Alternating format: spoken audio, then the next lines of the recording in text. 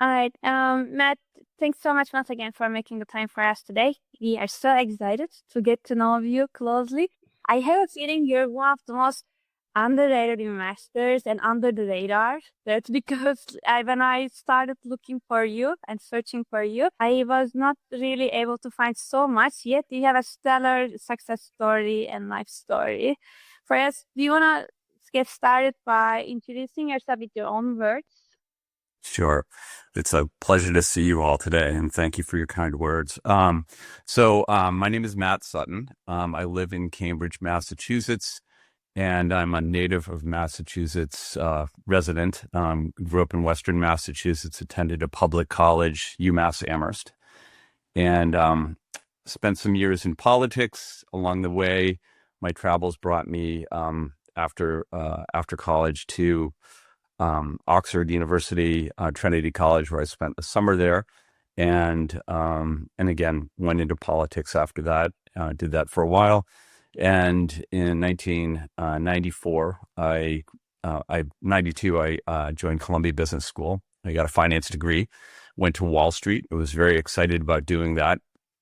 And I got to work with a fantastic firm, Oppenheimer and Company, and CIBC World Markets for the better part of 12 years, where I became a managing director. And I had a chance to work with some of the most brilliant investors at places like Fidelity and Wellington Management Company. And I learned how institutional money management worked. In 2007, I decided I would step away from working on Wall Street right before the recession. It was unusual and fortunate timing, but I joined a private equity firm that was buying industrial manufacturing companies. I had known the founder through business school, and he was a brilliant founder. And over the course of about 6 years, we bought a half dozen industrial manufacturing companies. And through that, I learned the whole process of financing and purchasing companies, working through a recession, learning about labor unions and how to work with other people in challenging environments and deal transactions. So that was a hugely formative experience for me. And then in 2012, I left that opportunity and thought, I have some really interesting experiences, including in the political world. I had worked in Wall Street. I had gone to business school, I'd worked in private equity. And I thought if I could take all these skills and experiences and put them to use in supporting early stage companies, that I could provide some context and background about how to build a business from the ground up. And so I set forth at that point in time. I did that. And from there, along the way, was offered an opportunity to join Professor Randy Cohen, who was launching a class called Field X at Harvard Business School. So I'm not a professor, but I'm on staff, and I've been there for 10 years, 8 years, just about 8 years working on staff. And Professor Cohen and I built that course together. And through that, we've had over 1,000 students in our class, incredible founders that we've gotten to know very well over their lifetimes as they leave and move on to their next career or build their company. We've also had the pleasure of having people like Jason Calacanis, Tim Draper, Kevin O'Leary, many other founders who will come in and speak to the class. And then we will work with the students directly. So I've done that. I've also worked with Harvard Ventures, which is an undergraduate group focused on venture capital and entrepreneurship. And I've done some, engagements where I've been a moderator, a keynote speaker at events on space, media, AI over at MIT. So I'm spread around a bit, but I am obsessed with entrepreneurship and I enjoy it thoroughly. I think it's not difficult to tell that because we if I take a look back at your background and the story that we also previously had talked about, you are innately curious, and then you happen to have done so many different things in different ecosystems. If you just take them in a cluster base, like you were in a like in finance, and then you were in politics, and then you're in academia, but like you're so entrepreneurial across all the stages. And now finally you channeled it straight to the ultimate focus. Actually, that reminded me of, you're probably also familiar with genres, missionaries versus mercenaries. And now Ravikant actually wrapped it up so nicely that when I take a look at you, I see the same thing. When we graduate, we are looking for a roof, food, right, to sustain ourselves. And then we go, at least my story was similar. I just wanted to go abroad and I needed to sustain myself independently. So I'm more like a mercenary style. Like I'm just going like a soldier. Okay, this is what I need to do. And somewhere in the mid-career, like a few years later, you realize, there must be something more than this. Then you turn into the missionary mode. And then towards another set of years passes, and then you say, no, actually, my craft is this. Is that correct? If I try to explain your journey on a high level, would that be an accurate demonstration? Yeah. No, that's a great summary. I've enjoyed my life's journey. It's not an easy path in the sense that I think the easier path would have been to stay on Wall Street, to be paid well and working for a large organization. But it was something I was never totally comfortable with. I had a great set of bosses. I had great people I worked with, many of which are still there. It just wasn't where I really felt like my deeper interest lied. And from the time that I was a kid, I wanted to be an entrepreneur, and I also liked making money. And I would do things like go to the local golf course and swim in the watering holes and pull out golf balls and sell them to golfers, or shovel driveways or sand floors, or, my best friend and I started floor sanding, and that was our first company. And we had so much fun.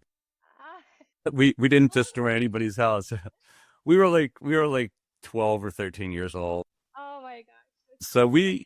So I've always been intrigued by, how you build a business and how you have experience. And I think the passion that I had was sort of suppressed a little bit because I wanted to follow a path where I could learn about finance. And you go through life, and if you're afforded the opportunity to pursue something that you really love, it's a great gift. I mean, there's a lot of people that will say that don't follow your dreams or your passions because it's a failing idea. And I disagree. I just think that you have to equip yourself with the tools and resources to move in the direction that you may be able to help those ideas come to fruition.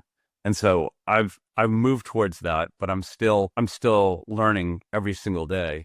And I just had a pitch day for our students yesterday for Field X, which is our class. We had about 90 students presenting, and it was amazing. And I learn every single semester and every conversation. It's great. And the amazing thing about entrepreneurship is, though there are people who write books about it, it's something that is, it's an oral history, and it's experience and failure and struggle.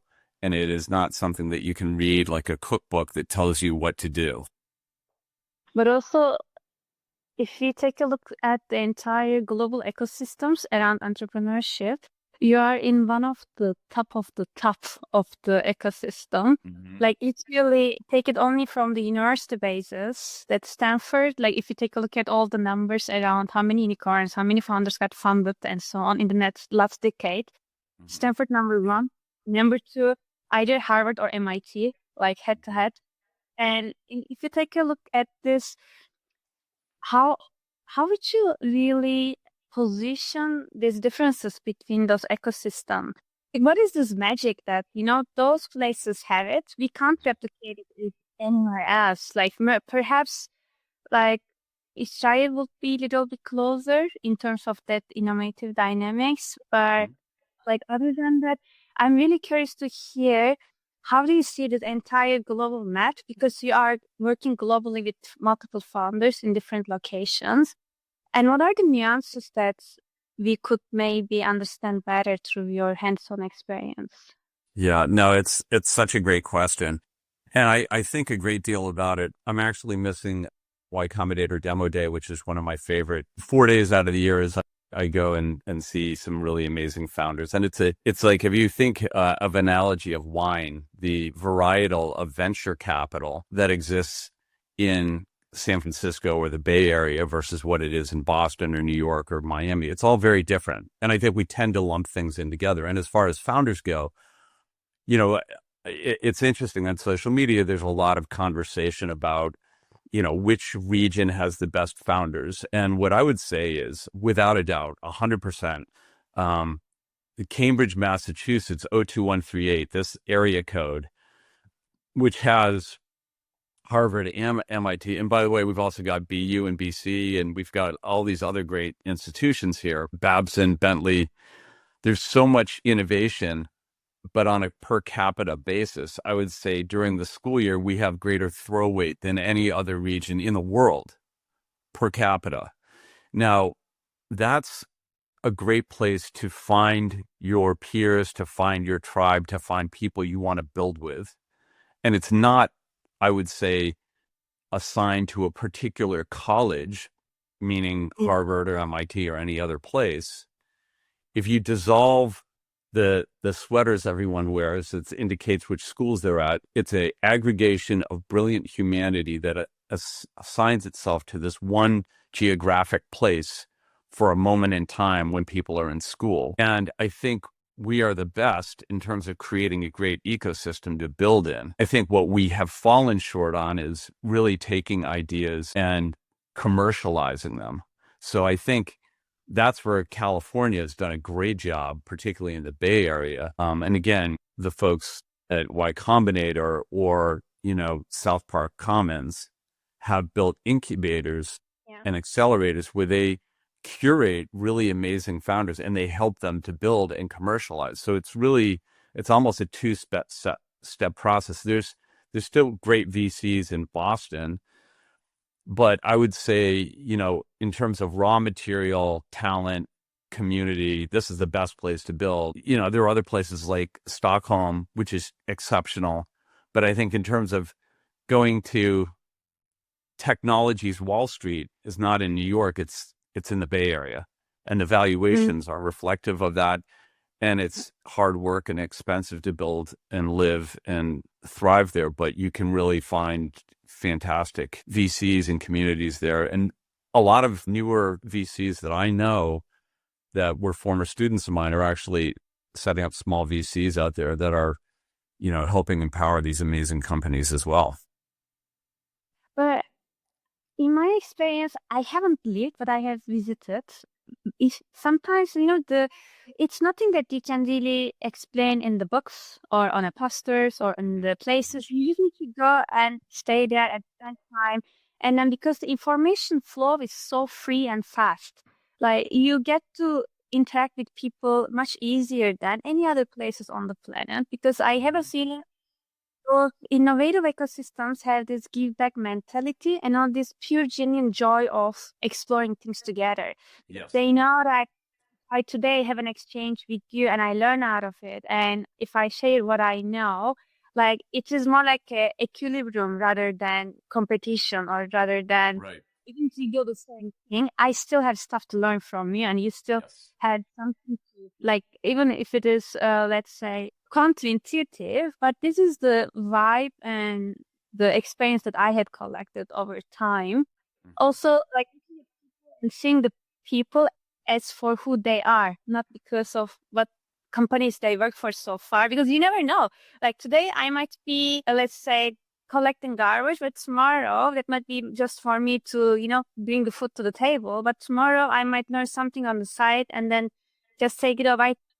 This incorporating individuals to this existing environment is also the art of it, rather than who were born and raised there.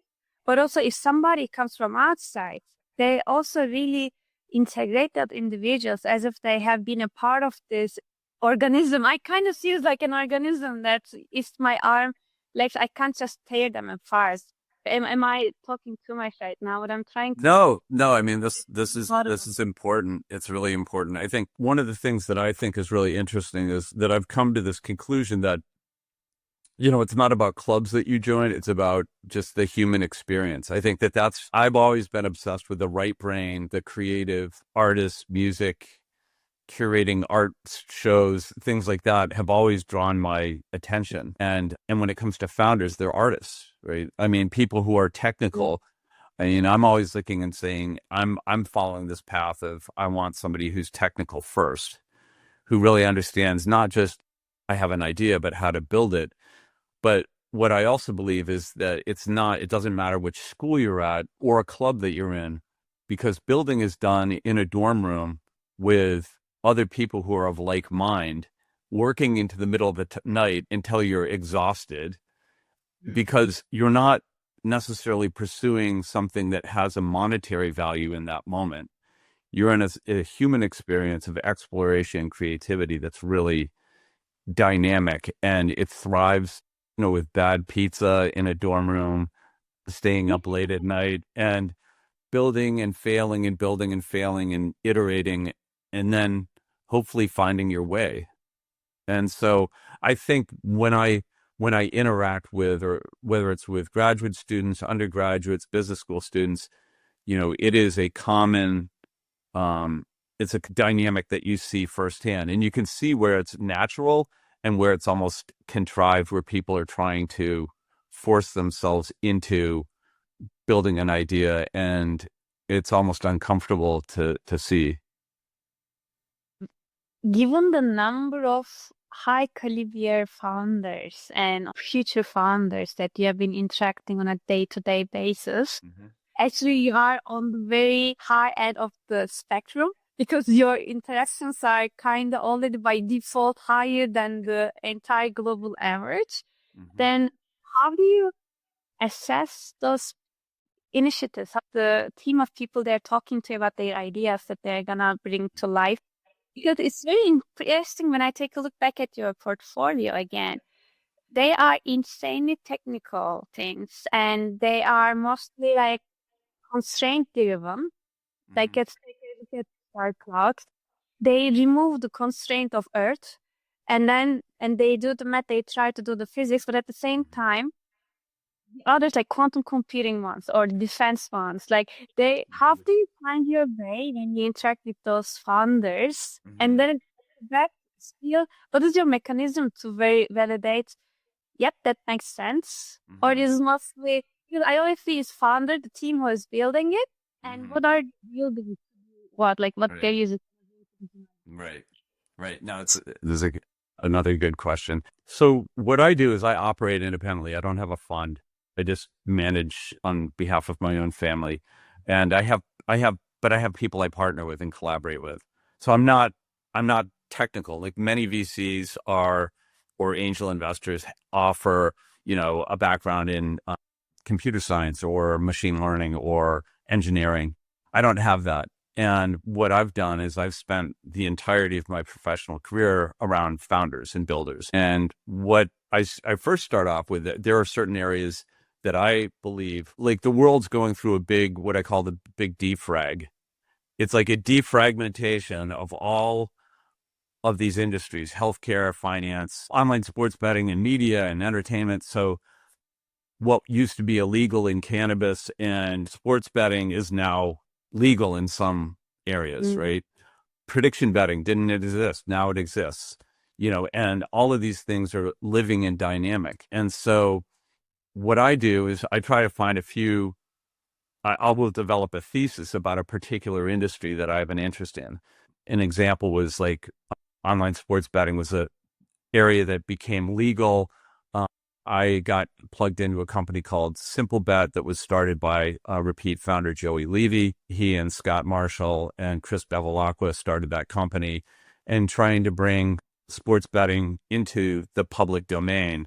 And they had to go state by state. And meanwhile, there are larger players out there that were really dominating the space. So they found a niche. And then Joey Levy went off to go start another company with Jake Paul called Better, which is really a sports media company doing really well. And, as I went through that, the first data scientist at SimpleBet in that first investment was a former student that I knew, Varun Sriram, who was at Harvard. And he was able to provide me with some insights about the technology. And as the first data scientist, he was instrumental in really building and defining that space. And because we had a previous history, I was able to come in as an early investor and advisor to that company, which was later bought out by DraftKings, and then Better still operating on its own and doing extremely well. So, what I tend to do is I come up with a thesis,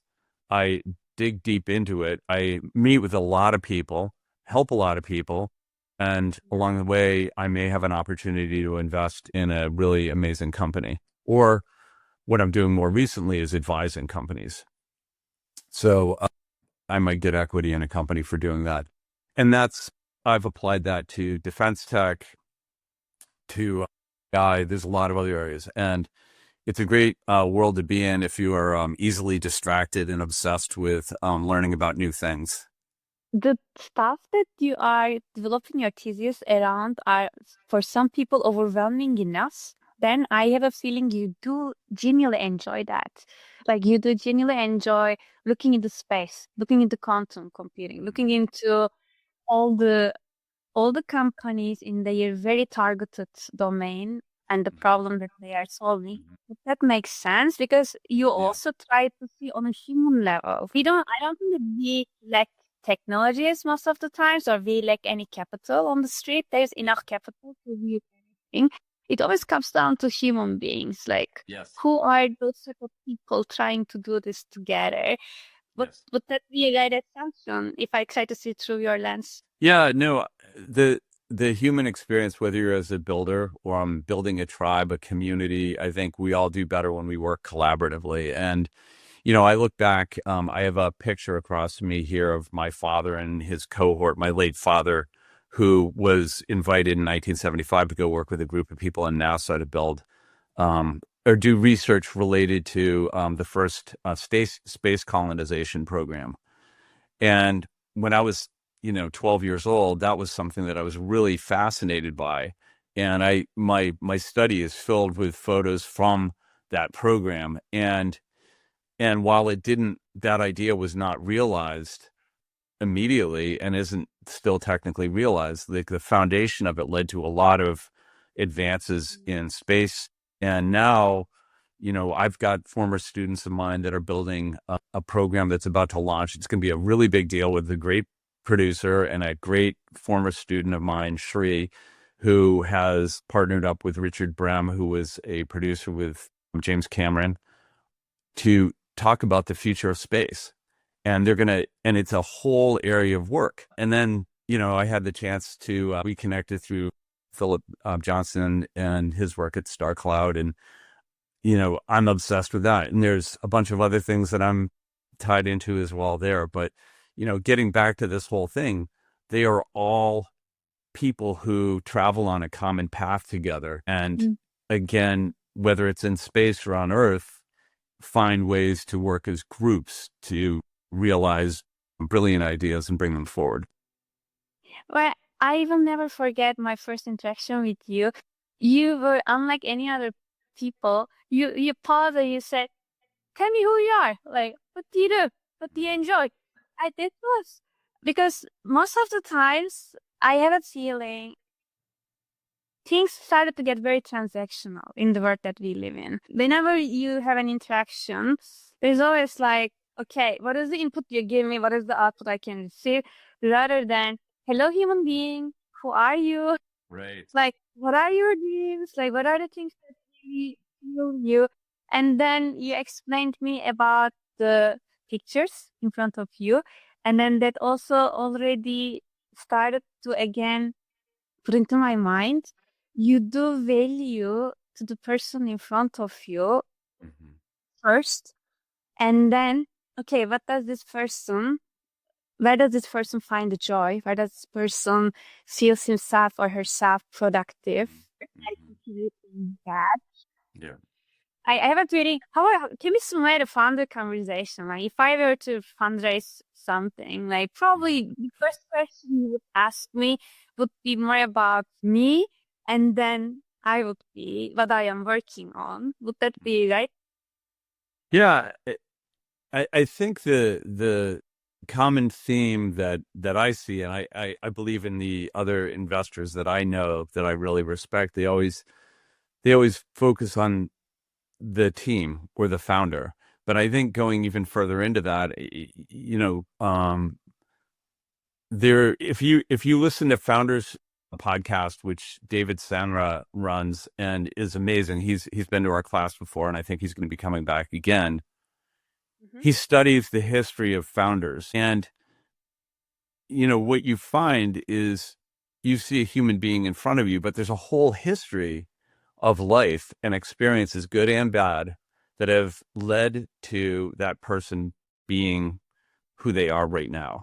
And if you don't understand where they're from or the stresses that have motivated them, whether it's poverty or pain or suffering, again, just like studying an artist, great artists are often people who have very complicated life histories.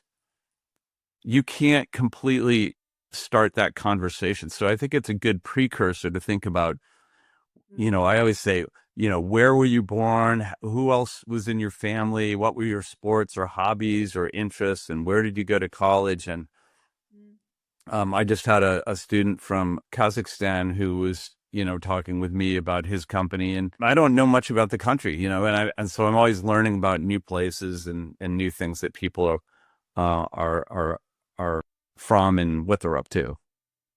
But it's one thing to say it's important, and the other thing to really do it, to really execute that in your own life, Yeah. right? Yeah. I think the other thing I would say is finance by its nature is very transactional and very zero sum. And if you just start with the principle of we're putting a deal together and we're doing a transaction, or I'm investing in your company, it's just a very superficial wrap. Like, I like the idea of, if I'm going to invest my time in you, even if I'm never going to invest in you or I'm never going to advise you, but I'm just going to invest my time in this relationship, for me, it's really important to understand who you are and what motivates you and what inspires you and how I can help. There may never be a transaction that ever comes, but I know one more person, and if I can help them along the way, it fills a place in my heart that makes me feel complete as a human being. And again, that really didn't exist too much, when I worked on Wall Street. It was very distant. And I think I I hope in the future people are a little bit more in tune with that, because you get to know people in a very different way. Mm. But then so far we kind of covered the upper part of the curve in your stories. And then is there any moment that, because you mostly are a hidden master when I take a look back, when I take a look at your portfolio, is there any story that you can share with us that came to your desk? Actually, I know one of them, but I will let you say Mm-hmm. that you passed on it Mm-hmm. and Yeah. it Yeah. turned out to be actually quite a successful story. And Yeah. I would Yeah. definitely. Yeah. No, I have several scars on me, but everything is a learning. But I had the chance to meet one of the founders of Cursor when he was just before Aman Sanger, before he started at MIT. Is just a brilliant, wonderful, nice person. Uh, I met him at the British Open. My son plays squash, and he was playing squash. We got to know each other. We've been friends for years, and along the way, we had a lot of meetings, and just supported him as a person. Met his whole team, great people. And what was amazing about that group of people, there were 4 or 5 people that were constantly working. They had a consulting firm. They had a 3D software company, which I was actually invited to invest in. And I always felt like AI was always the true calling for Aman. And I didn't know the rest of his group as well. But this is well before AnySphere and Cursor, came out to become what it's become. And yes, if I had had the foresight to invest in that 3D software company, it would have been amazing. But I didn't. And Aman is still one of my dear friends, and we spoke just a couple of weeks ago, and just one of the most exceptional people I've met. And I'm excited to see how he's doing. So it's great. You have to We learn. You have to learn, and learning isn't always easy. But you can't go back and change the past. I mean, we had Mike Maples from Floodgate in our class recently, who was talking about passing on an opportunity. And, you know, I related to that experience because you never forget this experience. They are like scars on your forearm that you can look at and remember. But what it does is it tells you to, in this case, not just assume that when you're investing in an early stage company that that idea is fully formed. It may change and modify itself and evolve and grow and transmute into something completely different. And again, that's what happened with Cursor. But you know, there are other companies I've made different mistakes with. In the case of Cursor, like I just knew that group over the course of 4 years, and they never got real big backing here in Boston. But when they went to California, they connected with a lot of people, and that's where the company really took off. And so it's one big learning. And if you get too hung up on the things you didn't do right, you're going to miss what's right in front of you. And what's right in front of you is something new and different. It's like a meditation that you have to acknowledge, learn from, and then come back to your center. Yeah, I actually like that. Then how about the sort of engagements you had or investments you had? The outcome was successful, but your reasoning was actually not quite, how we say, spot on, but still, name it intuition, name it gut feeling, and you nevertheless went for it. Do you have anything similar to that scenario? In terms of successful outcomes and Yeah, like it turned out to be a success. It turned out to be a successful outcome. However, then you reconsider your reasoning back then when you made the decision. Yeah. Actually, that was not so accurate. Yeah. But call it gut feeling, call it intuition. Something. Yeah, no, this is a great question also because back around 2015, 2016, I had the pleasure of having my first experience at Harvard Business School. I was just volunteering time at that point, and you know, when one of my student groups graduated, it was Ida Marzer and Matt Graham, and they were two great students, and they started a company called Viho, which was last mile delivery. And along the journey back then, you know, Uber was around and Lyft was around, and my colleague Randy said, you know, doesn't Uber do last mile delivery? And Idamar, who is the CEO of the company, said yes. And he said, but we'll do it better. He's like, he's got a good ego. And then, and then, um, and then he said, well, how are you going to proceed and how are you going to compete? And he said, I am going to do 1,000 deliveries and learn how this business works. And he's like, and you've got an incredible will. And he actually, that was it. I mean, his idea was conceptually good, but it was really a chance to invest and support.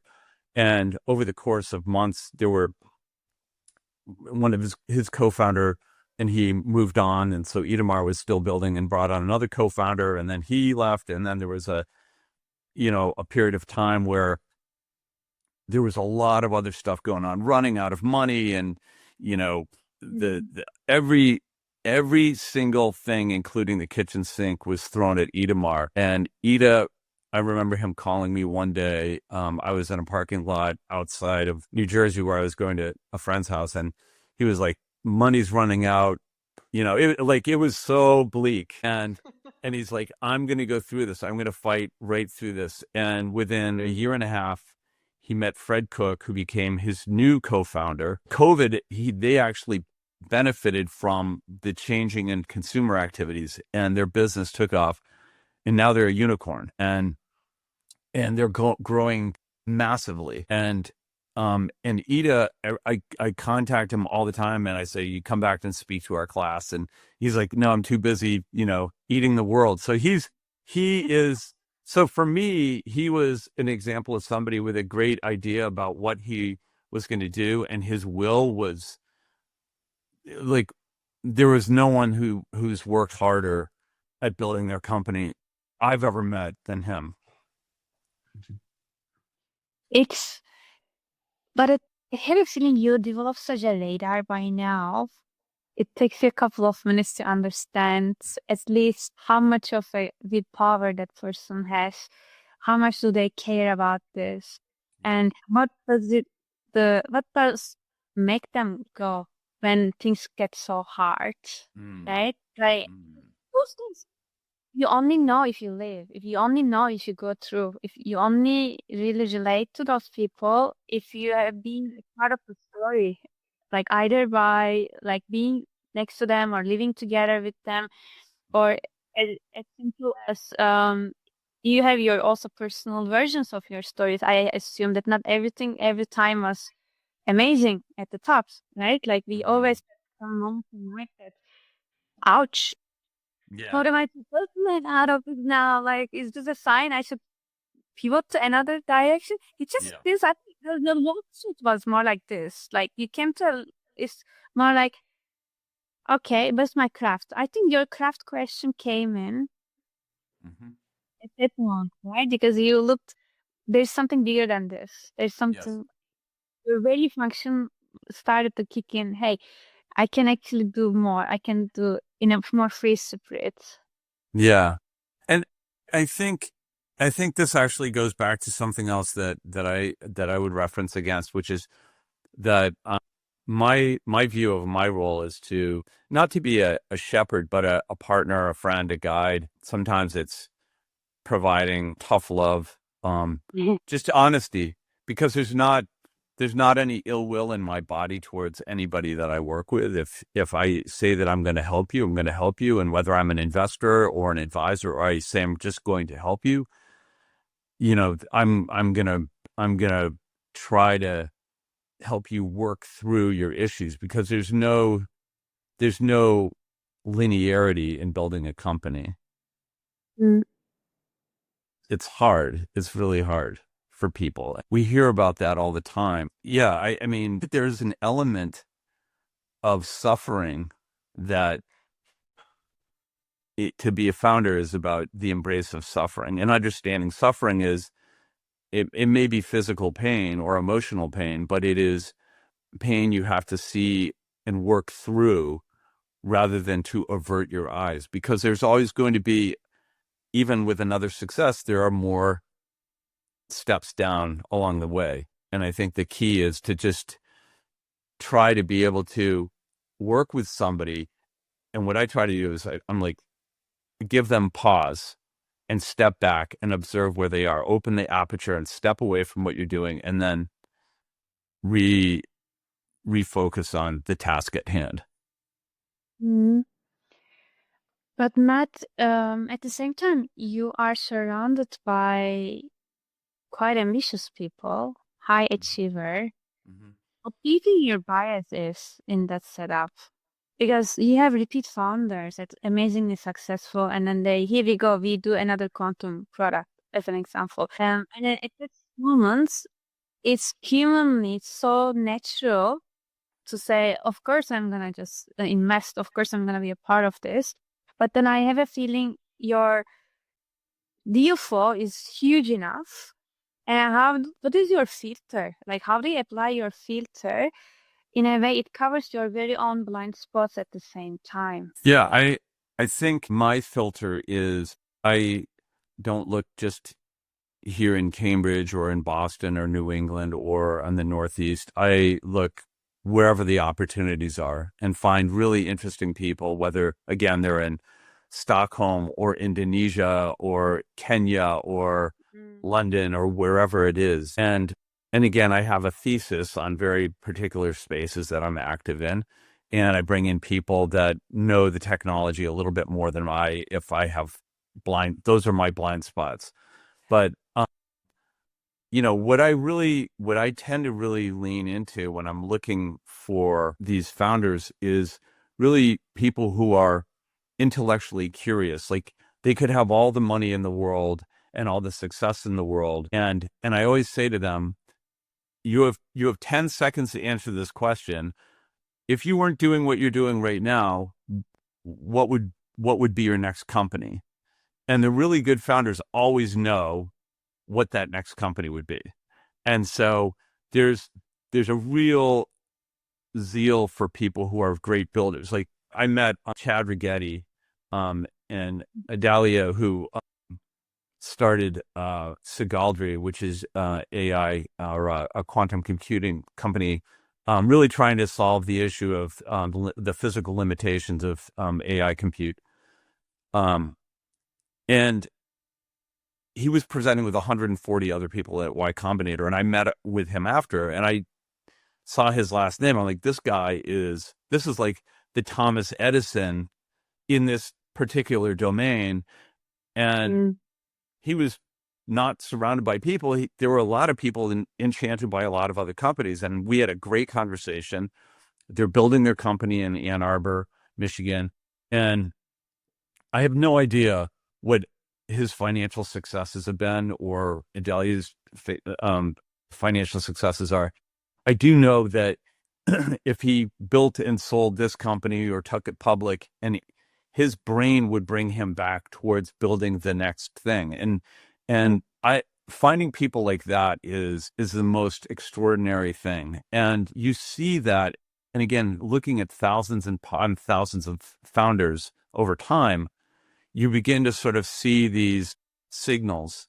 And it's the signals, the really super early stage signals, that are what I look for. I don't look for, I mean, I invest in some other companies that are, well along their way. Like, I was not an early investor in Anthropic. That was me just, this is an incredible company.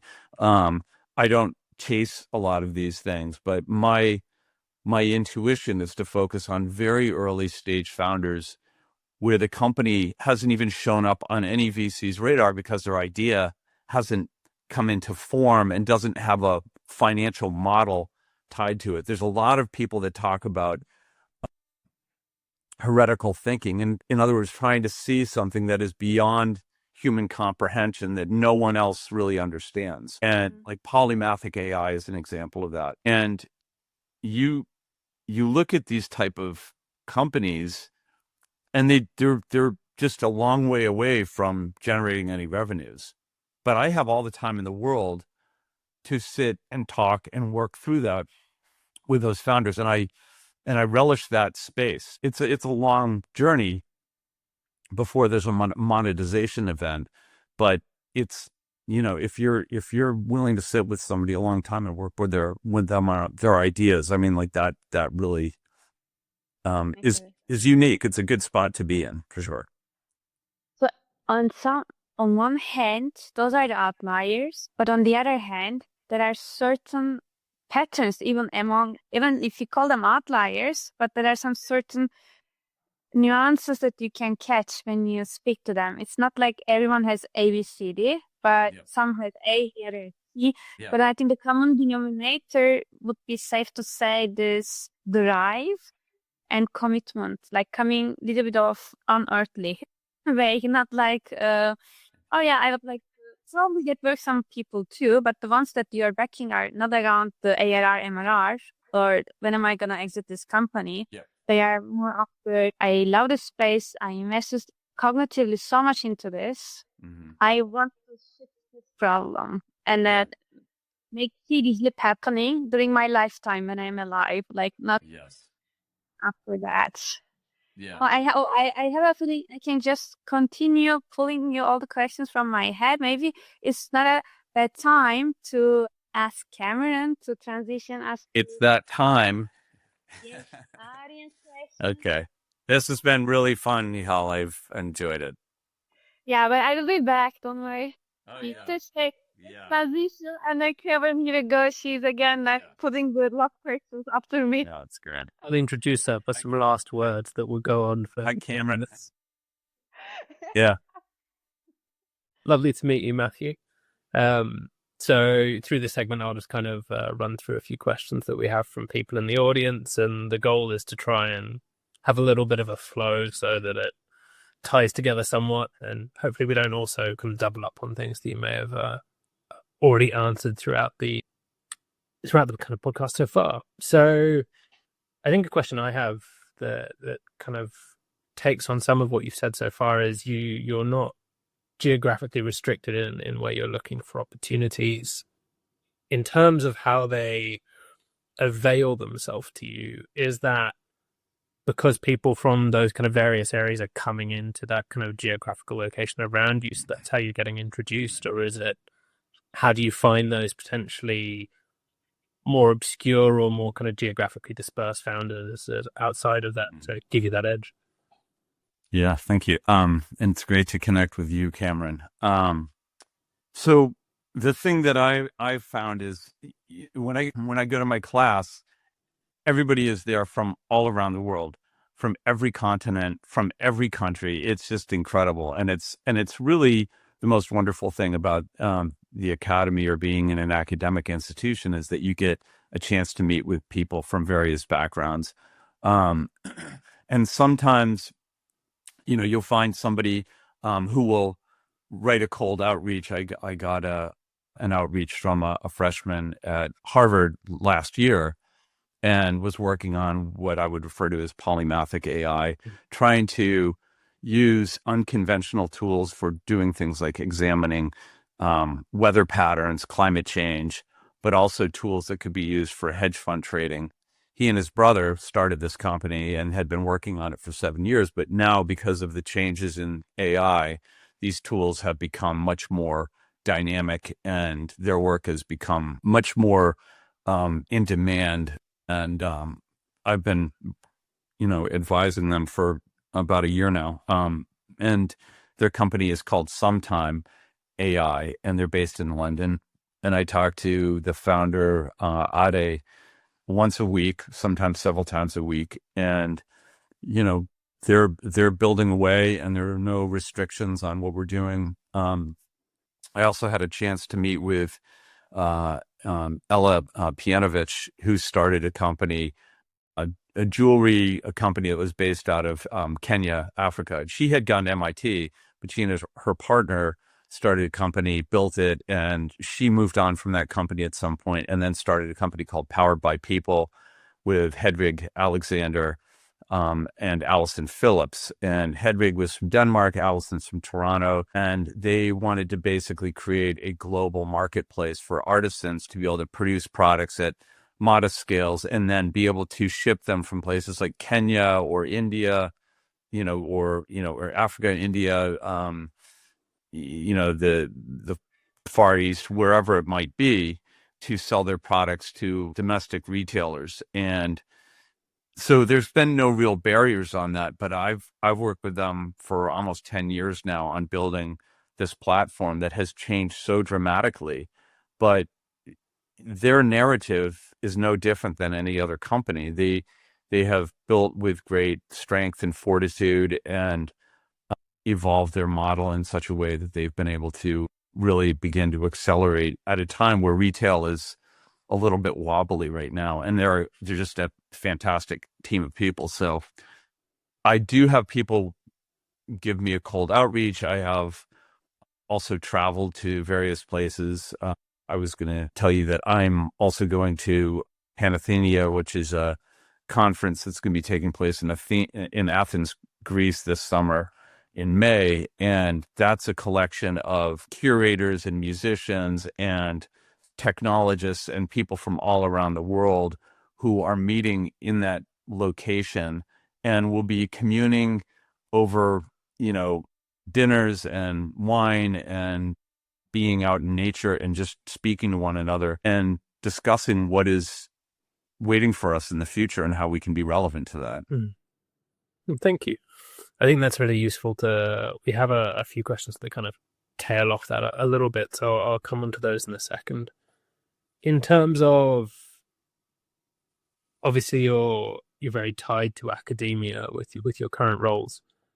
Is there a common or a specific thread that you see where, with the relation to academia, people are having to unlearn academic traits as they're moving into kind of building and founding? I think when we spoke to Brandon from one of our previous kind of episodes, he mentioned that there can be quite a big shift when you go from the PhD mindset to suddenly having to build a company and develop from there. Yeah, it's very interesting. So, like I said, I've been helping to lead this course on entrepreneurship for 10 years. And what I see is there's such a history at this institution, and we are sharing a lot of knowledge and intelligence. But when you launch a company, when you're starting a company, it is fundamentally a right brain creative endeavor. It is the intelligent, it is computer scientists working, it is machine learning, and it's trying to solve problems. And when you're in that space where you're building, at certain point in time, it's important to begin moving left brain or operational functions into that domain, because you want to think about at some point KPIs. How do we measure performance? How do we grow the company? But the fundamental idea of imposing academic structures on startups is a very awkward and brittle concept. And in something that is rapidly changing and dynamic, sometimes it can have an adverse effect.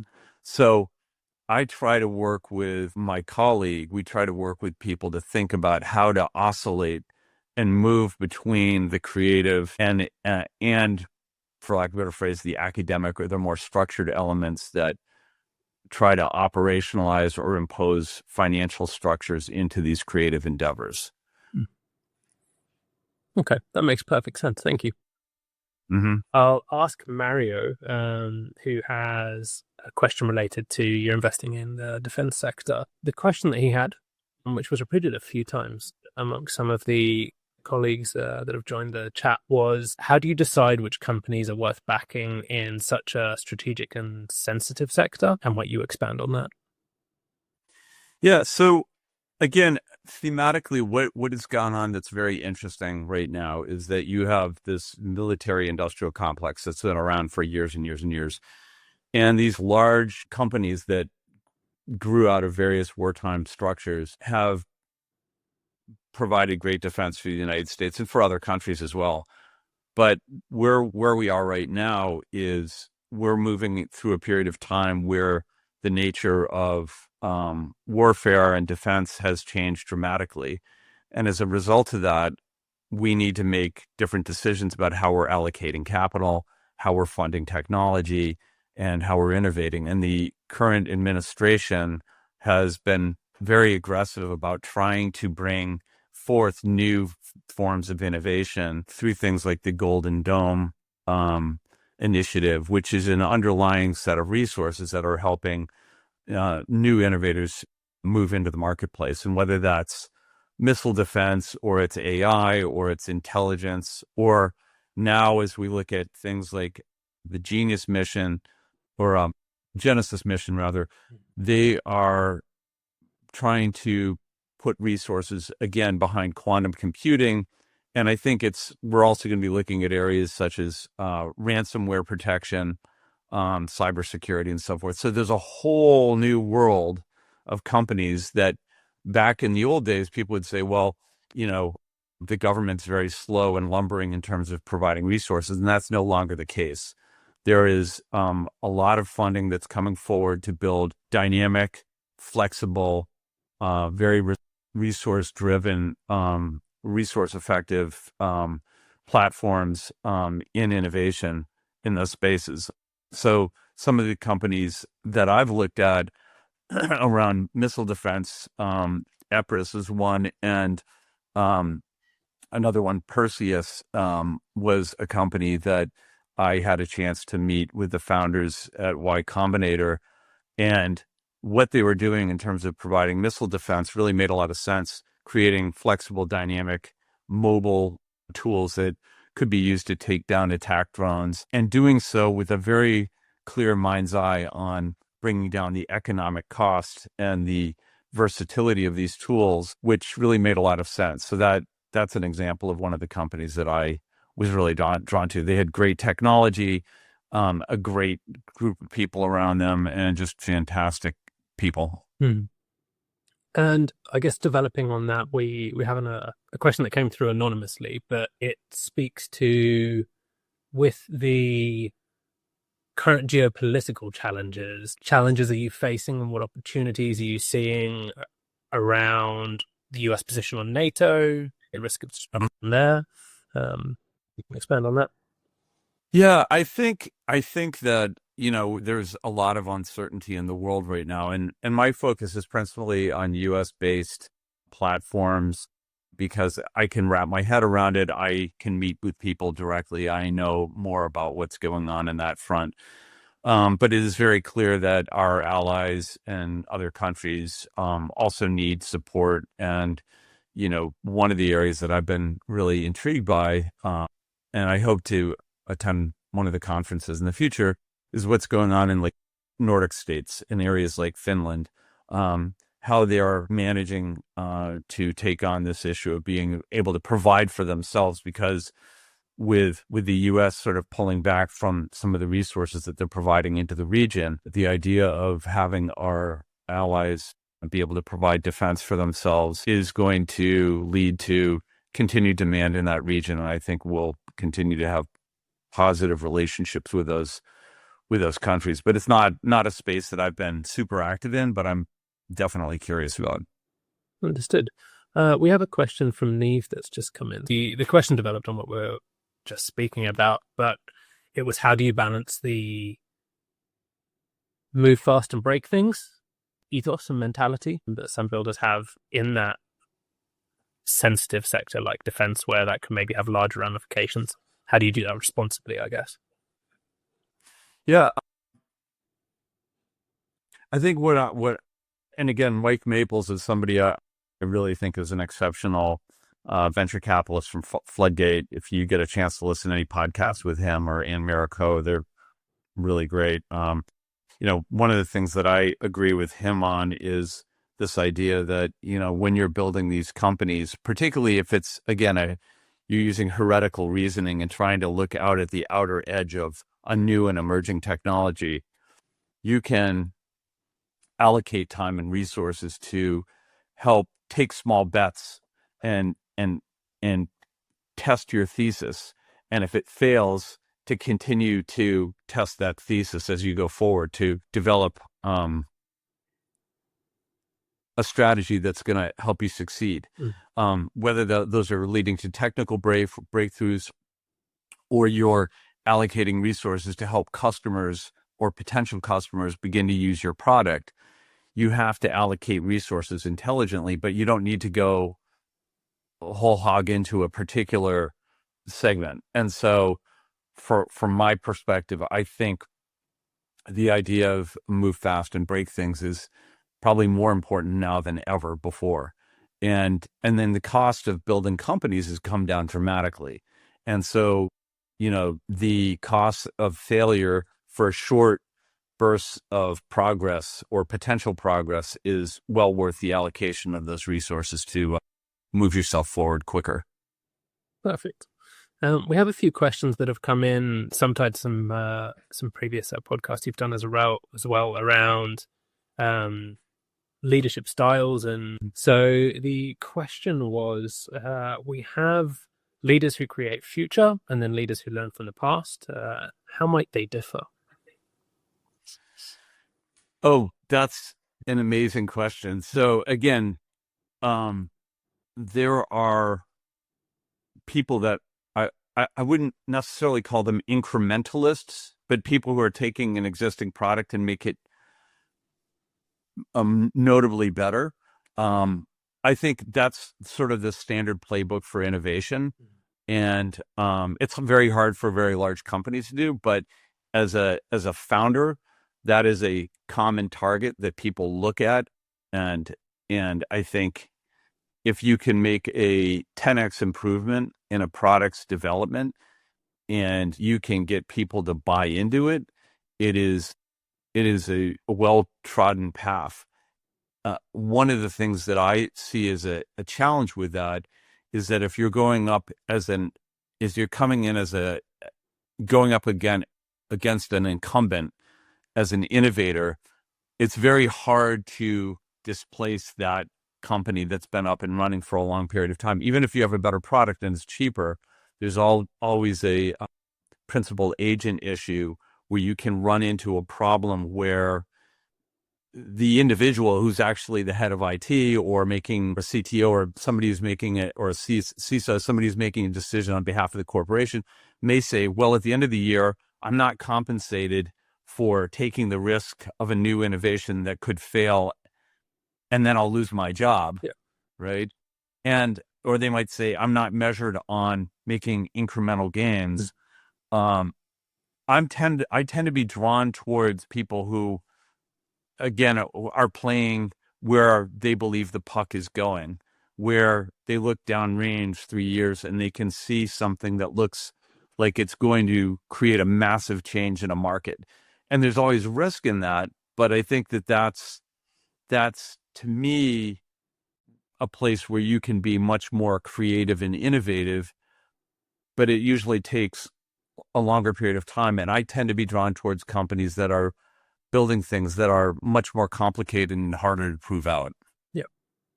Okay, perfect.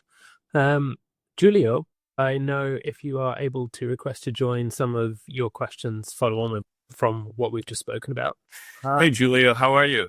I'm doing well. Thank you so much for the conversation and all the insight. It's really amazing. So my question is about, you mentioned earlier about the power of the background and the founder's background and their story. And I was kind of wondering, in the context of especially America, where many people say there's a bubble in AI and kind of in those directions, how do you distinguish when the story is kind of productively contributing to the growth of the company versus when it's more like a narrative or a substance kind of situation? How do you make that distinction? Can you explain a little bit more to give me a little bit more clarity? Yeah. If you have an example also. Sure. Well, I guess taking an example from now is a bit dangerous because it's hard to tell the future, but how do you know when, well, there would be an argument to say that there is kind of an AI bubble right now. If the companies that are standing on the OpenAI API or other APIs of the big AI companies don't end up being profitable and don't end up having the returns that people expect they will. And so that's probably going to be the case, at least for a part of the companies. We don't know. Then whether it's a bubble or not is determined by how many.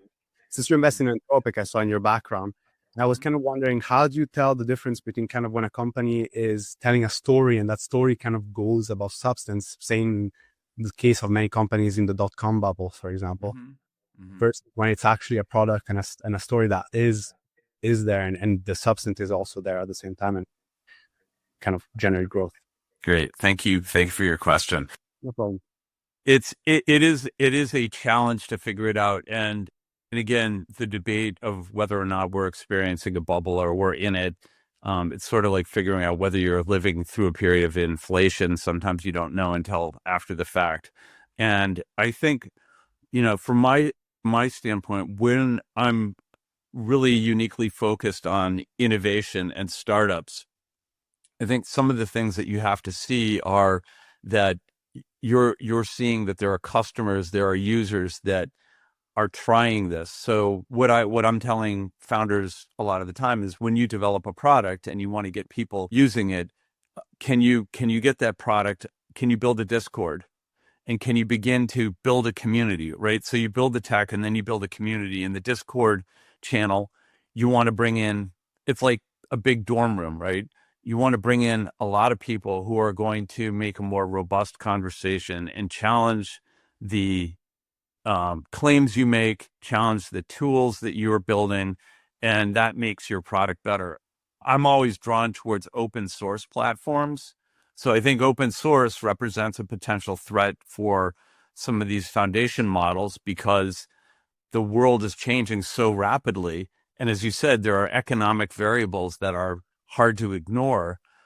I just, you're trying to run out the clock and figure out whether or not, you're going to get to a point where there's only 3 or 4 foundational models that exist and they wipe everybody else out and then start charging people more money and adding new functions on, or whether you have open source options that come out.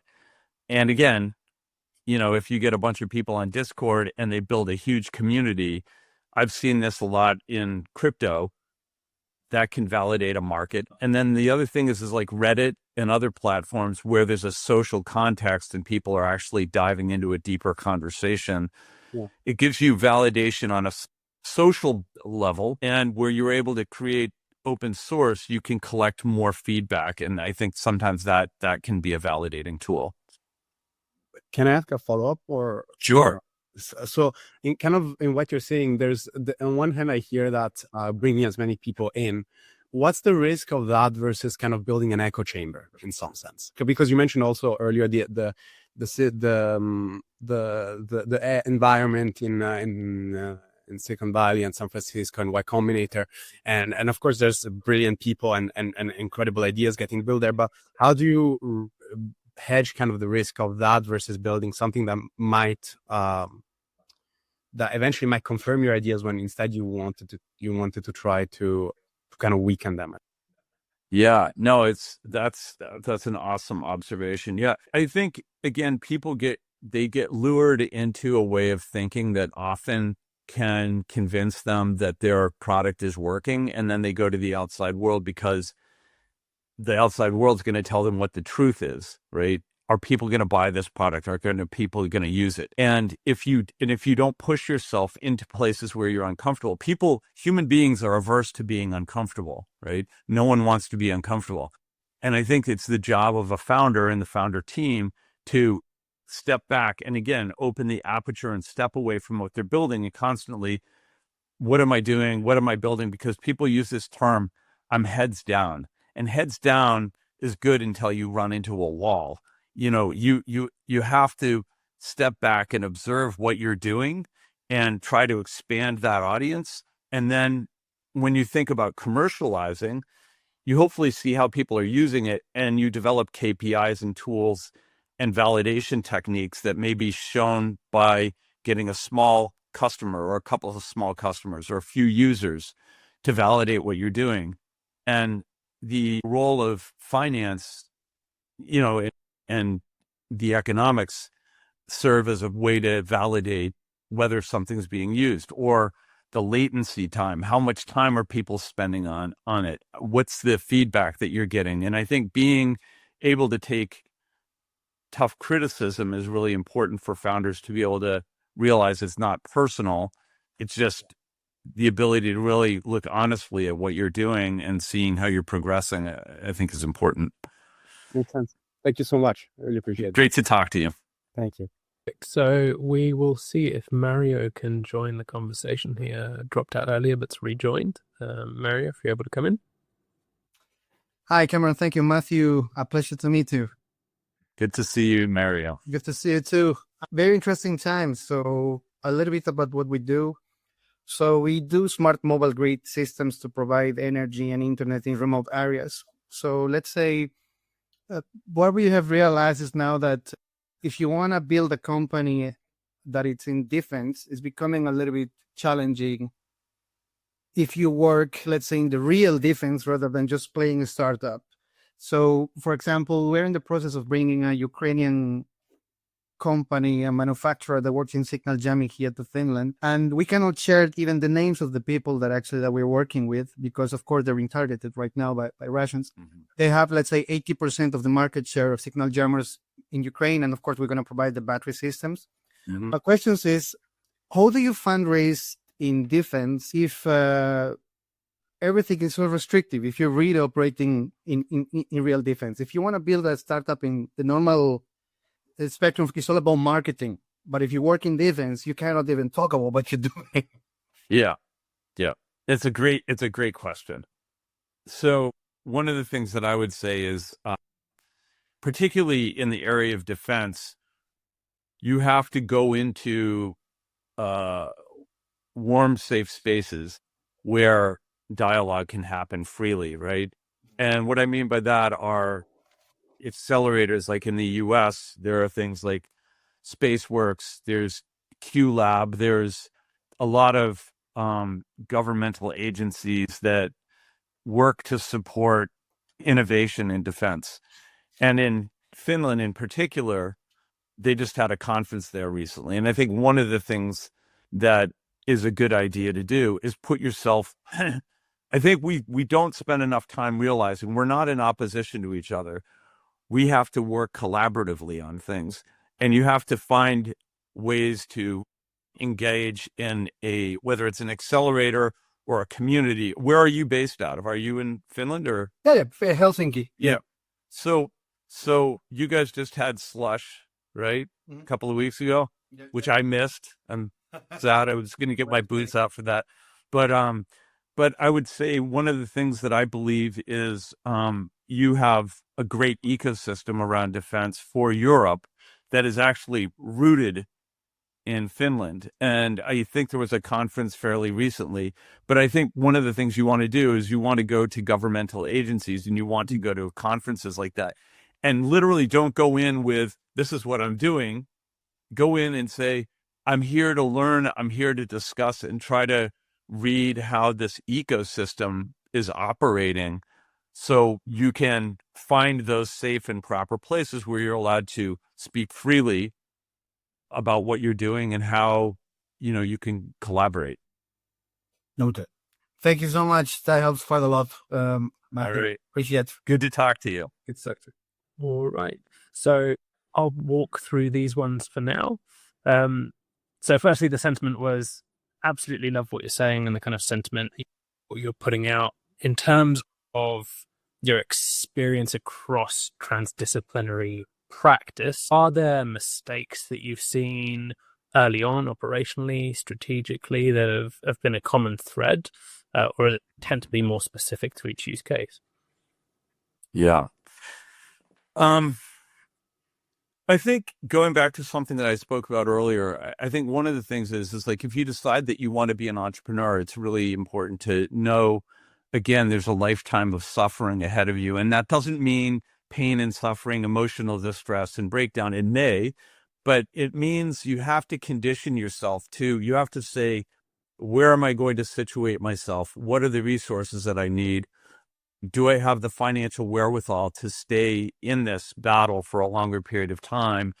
And you have to condition yourself to accept that it's not a linear path to build a company. I think that's the first thing that I see. And when people don't do that, I think they're in for a very difficult surprise. Going back to Mario's discussion with me, I think finding communities where you can get into a nest with a group of other people who may be doing work in the same general area. I mean, the good thing about AI in particular is that I feel like there's more people that are working collaboratively on ideas rather than in opposition to one another. But I think finding those communities, and then, I think really trying to think about your team. When I look at the companies that I've backed, I'm always looking for people who are, I don't generally invest in solo founders. I want a couple of people because they can hopefully work collaboratively with each other, even if they're not co-founders, as, a technology first, people who just have a good idea, but no technical background. It's very hard to build on that, even if you have an industry domain expertise. And, and what I'm particularly drawn towards is trying to find people who have built something before, and maybe they failed, or maybe they succeeded, but they had an opportunity to learn from that and move forward.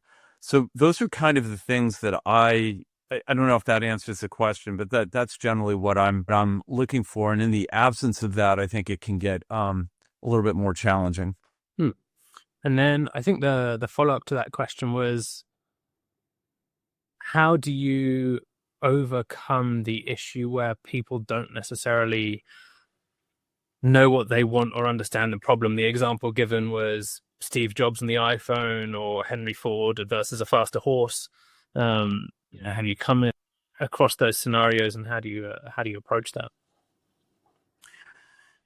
Yeah, I mean, the truth is, when you start a company, 100% of the time, when you start that company is not going to be the same company 2 years from now. I mean, it's just, I've never seen it. Maybe in some instance that's the case, but I think companies evolve. You develop an idea, and, you start with an idea that you're an e-commerce company in Kenya. And then all of a sudden you realize the dynamics are changing, and then you're expanding outside of Kenya. And then you're realizing the company needs more financial robustness, and you figure out how to monetize a part of the business in fintech, and you integrate that into your platform and build it. And so, when I talk about Powered by People, it's really one of my favorite companies because they have had such incredible strength and fortitude and been through, growth periods and declines and headcount reductions and backing growth. And they are an unstoppable trio, and they've got a whole community around them. But it's been a very, very difficult process to get to where they're at. And they're one of many companies. And so many of these, you have to realize what I'm building. If you get too attached to the physical manifestation of what this is, what this object is, and realize it's actually, you're moving towards this future state and just trying to constantly iterate and improve what you're doing, you're going to be far better off. That makes sense. And it sounds like they've had an incredibly interesting journey and ties back to, I know what you were speaking about earlier on, just in terms of the strength of will. Absolutely. That is required. I know we are trying to be respectful of your time. There are a few more questions that have come in, but what I'll do for now is hand back to Nihal, just to kind of run through some closing remarks, and then we could potentially touch base with you afterwards about any kind of questions that we go through and communicate those then. But it was thank you, Cameron. Yeah, it was great. Thank you, Cameron. Hello, Matt. Do we have a few more minutes? Because absolutely. My old questions that, like, the moment open source, for example, popped up, then that was in my head actually. Can you dive deeper on this topic for me? Because right now, as AI progress and advances, there are multiple frogs on the way that might happen. So how do you see this all together, advancements and the importance of open source? Yeah, I think, and I think I'll speak more broadly about open source in and of itself. I think when you build a technology, when you build a platform for like a DevOps tool, for instance, and you bring that out to the world and you say, this is how this tool works. It's very structured and rigid, and there's like a control mechanism that helps you protect your IP, which again is very important with early stage companies. But I think directionally, when you think about open source technologies, what they do is they create an open system that allows not just one individual or a team of people to build within this vacuum or this, again, an echo chamber, but you also have an opportunity to, move outside of that and expand your reach and get the input from people that use that product every single day. And I think whenever you do that, you're going to get a chance to get a better product. It's going to be more user friendly. And if you design the technology correctly, you can hold that IP, but you have to have a level of trust with your community that they're not just going to take your idea and run out the door with it. And that takes a lot of bravery, and, I'm sure there's a lot of failures built into that, but I feel like the foundational models themselves are not really designed that way. There's a certain threshold you get to, and one of my favorite founders is a guy named Ben Vagoda, who started Gamelon and now runs a company called Product Genius. And he and I had a great conversation on this subject recently. Maybe you'll have a chance to speak with him at some point, but really have some great insights on the advances in open source. And it's, as much as we like to believe we know where AI is going, no one does, no matter what they claim. And it's a fast moving system. So I just find it difficult to comprehend when things are advancing in closed loops, when they are also have such big impacts on the entire humanity. Therefore, at the same time, open source is in order to keep it sustainable as a company, if you live on open source, and you need to have a very good differentiation, it should be able to serve you to build this engine moving forward.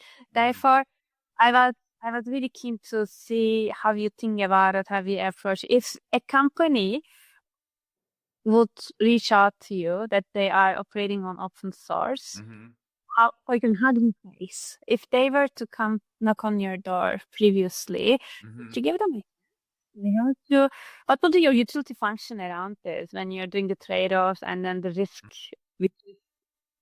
Well, every community is different, and again, like I think about user communities. I think even if you don't use an open source platform when you're building a company, let's use gaming or online sports betting or something like that, or predictive markets.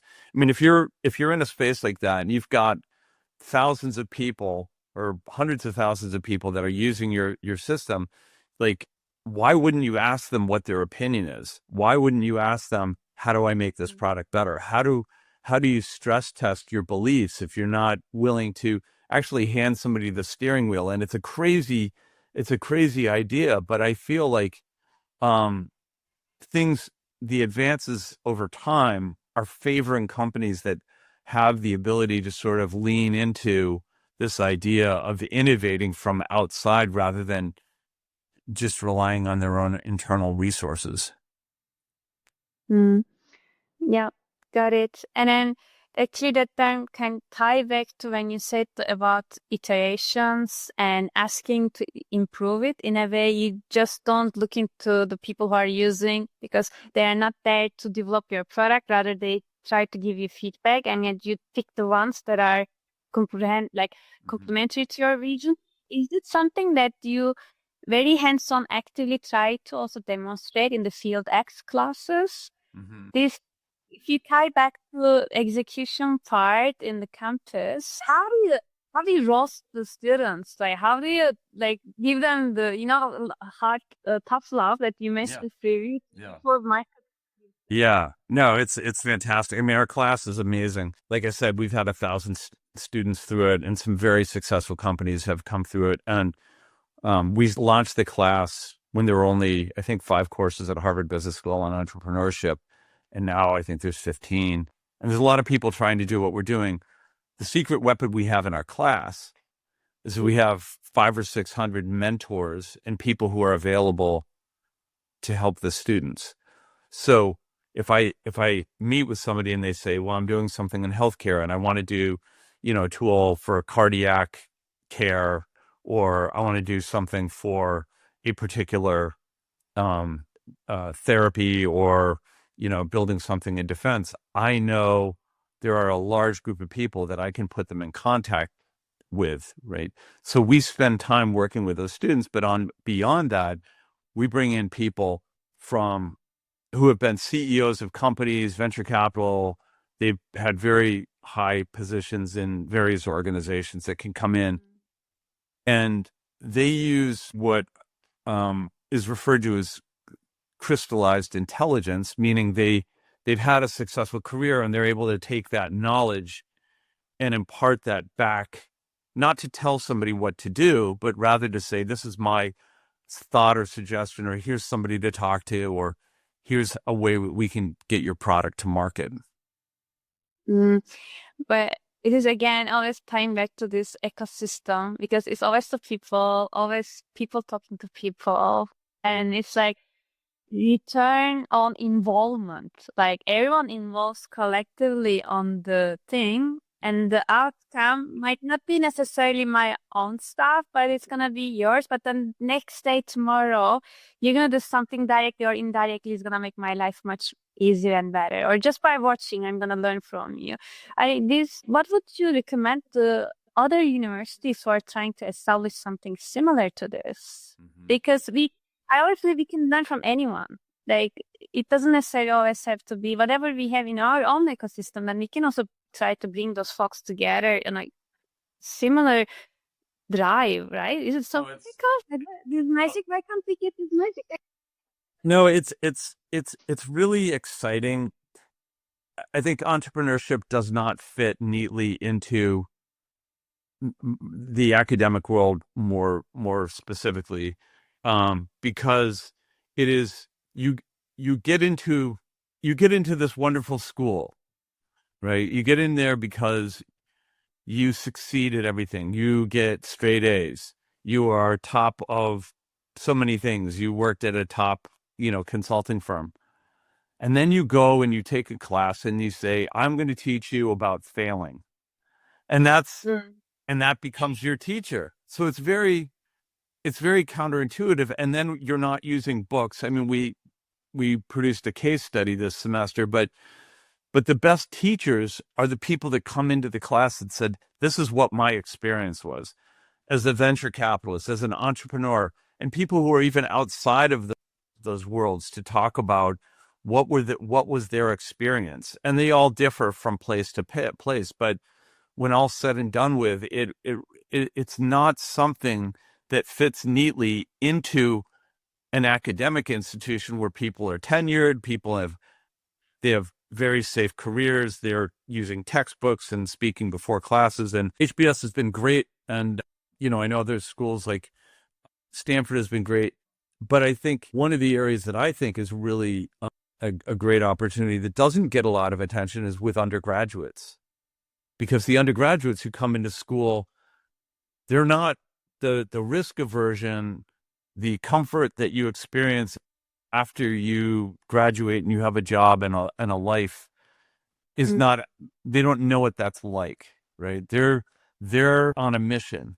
And, and I think that there's a great opportunity, not only here, but throughout the world. And there's a lot of interest in entrepreneurship, but there's not a lot of work that's really being done to support, people who are undergraduates or even graduate students in a way that's very practical. And I always find it funny that some of the most notable people who are associated with entrepreneurship have these come out of academic institutions. They have books, and then they tell you this is how you bake a cake. I'm like, no, yeah, there's eggs and there's flour and there's water, but there are some elements of that, and there's some really important things that, again, you get from going to business school. You understand unit economics and values and finance, but when you are an entrepreneur, you are solving for something that is creative at its core, and you don't want to leave that creative space too early and migrate into something that's brittle and rigid and structured. It's actually so true. This is always, I used to say that if there was, sometimes people ask what books should we read, what books should we look. I always say, like, adapt to your experience, because if there was any book that would explain us how to become a unicorn company founder, probably we wouldn't have all those problems around us. Yeah. How to build a unicorn. Sounds good. Yes. Exactly. Yes. And what would make it work? And maybe then today I actually I was with my hairdresser, and he asked me that he listened to a podcast where the guest said but I thought it wouldn't be possible 6 months ago. I thought it would take us 5 years. It just happened. And then he looked at me, how is it possible? Because he knows in the field I am. And then it actually then reminded me, because what you said, we teach them how to fail. This 6 months is more important than the last 5 years. And it's like in a rolling base that every last 6 months or 3 months even, you never know at what direction things are going to develop. Today, OpenAI, tomorrow, Google, the other day, another player comes out. What scares you the most in such a setup? It's very optimistic. I'm very optimistic, but at the same time, we all have our concerns around how we consume information, how we synthesize data points and insights that we receive from different directions. Like, there is so much noise, but at the same time, so many good promising steps also happening. Yeah, I think it's not something that scares me per se. There's a lot to be afraid of, but it's sort of like looking out of your boat and wondering that's at the bottom of the ocean and thinking about what terrible things are down there. There's just water and fish and exotic creatures. You don't know what you don't know. right? And human beings tend, if you're sort of vibrationally thinking about something negative or uncertain or worrisome, it's going to take you to dark places. So my call to action is keep your feet moving, right? Don't sit still. The time and cost it used to take to build a company used to take years, and now it takes a much shorter period of time. And rather than focus on ARR or MRR or whatever, metrics you're looking at, or listening to finance people talk with you, I think trying to find ways to, again, have some agency over what am I building? How do I want to build it? Who do I want to build it with? Being very thoughtful about the funds that are going to come in. I just had a wonderful former student, Logan Brown, who launched a company called Soxton AI, which is a full stack AI platform for startups. Mhm. And she was very selective about the VCs and the people who invested with her, because she understood that there's a long road ahead, right? And those people become part of your family and your community, and they've got your back, and they're going to help you build. And taking the time and being very deliberate about that, I think, is really, really important. And then thinking about who you're hiring, and not everybody's going to fit. So you're going to come and go, but there's an opportunity in a way that you can move forward, and build over time. And yeah, things can come out of the blue. DeepSeek or Kimi K2 comes out with a new version and it changes everything. But, all you can do is sort of operate with the known knowns and pursue the level of creativity and engagement. And the last thing I would tell you that I think is also really important is to understand that people get burned out. And so I think as part of people's day, finding time, whether it's a meditation or in midday going for a 15-minute walk and not talking about business and leaving their phone in the office, or again, meditating, and trying to understand you have a life outside of this. And if you're going to build, you have to be able to realize that it's a marathon, not a sprint. And Sinead O'Sullivan, who's one of the best writers I know, I just wrote a post on this, just put something out on this, just talking about burnout. And it wasn't just about founders, but I think it really says it's incumbent upon us to have great intention about what we want to build and how we want to build, and keeping yourself accountable to making sure that journey is positive as best you can. I have a feeling I cannot get enough of this conversation. So at some point, I need to come to my final question, which is a kind of little tradition we started. Previous guest leaves a question for the next guest. And our previous guest was Chapol, who is building Entangle. And his question was the following for you. And he asked, if you were stranded on an island by yourself, what 3 of things would you take with you to make your startup a reality? If I was on a desert island, what are the 3 things I would bring to make that company a reality? I would bring a frying pan to cook, and I would bring